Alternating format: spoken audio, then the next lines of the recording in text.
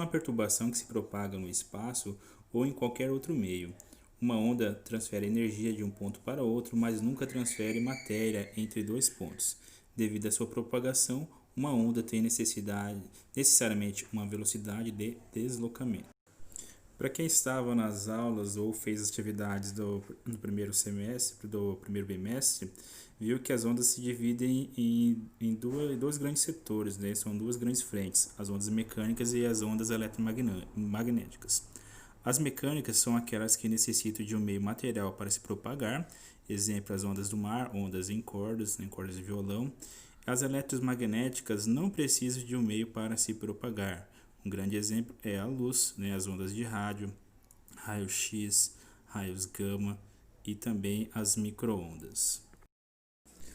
A óptica é o capítulo da física que estuda os fenômenos relacionados à luz, uma das formas pelas quais a energia se manifesta. A luz é apenas uma pequena parcela de um vasto conjunto, o espectro eletromagnético. Distinguimos as diversas partes deste espectro por valores de frequência ou por comprimento de onda. Observe na imagem embaixo, né, que tem uma coloração aí bem bonita. Vocês vão ver uma pequena faixa aí laranja, amarelada e azul. Essa é a faixa do visível.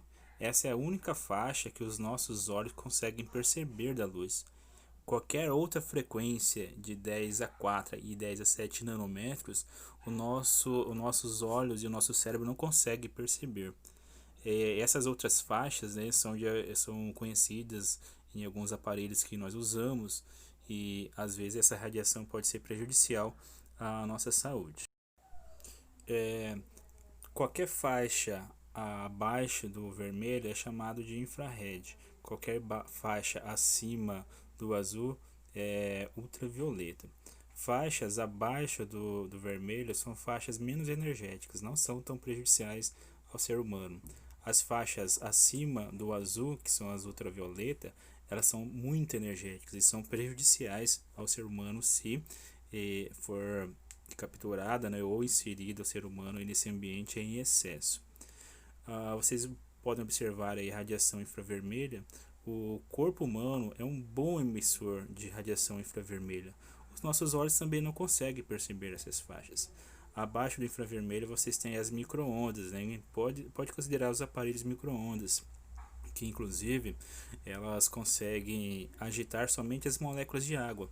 Então, no forno micro-ondas, se o alimento não tem partículas ou moléculas de água, ele não vai aquecer. Se você colocar um objeto qualquer lá, só não vai colocar alumínio, tá? Pelo amor de Deus, senão você vai causar um acidente. Qualquer outro objeto dentro do micro-ondas que não tenha partículas de água, moléculas de água, ele não vai aquecer. Então, o que na verdade está aquecendo no forno micro-ondas? O alimento, né, que tem as moléculas de água. Então, as ondas agitam as moléculas de água e aquelas moléculas de água são agitadas, elas aquecem e aquecem o alimento e aquecem o recipiente. Aí, acima do azul, nós temos a ultravioleta, que é o que a gente vai estudar agora no texto, né? E o raio-x, que muitos conhecem nos exames, exames médicos aí, beleza? Analisem agora aí essa imagem, observem radiação ionizante em azulzinho aí e radiação não ionizante.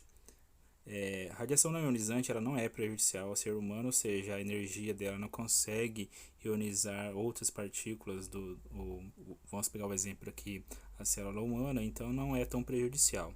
Já a radiação ionizante pode ter certeza que em excesso vai causar algum dano à sua saúde. Para efeito de comparação, vocês podem observar os desenhos que estão aí em cima, para vocês terem uma ideia do que é essa frequência. Olha, ondas baixas. As ondas baixas são as ondas de energia elétrica, tá? A energia elétrica que pulsa aí na tomada da sua rede elétrica, ela tem uma frequência, né? Aqui no Brasil é 60 Hz, ou seja, ela fica pulsando 60 vezes por segundo.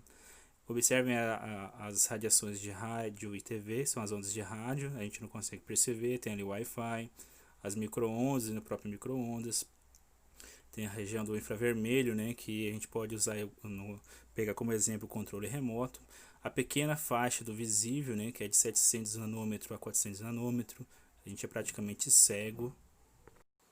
Observem também a ultravioleta, né, que em alguns casos ela pode ser energética ao ser humano, né? É a radiação A, B e C, a gente vai ver no texto a diferença entre elas.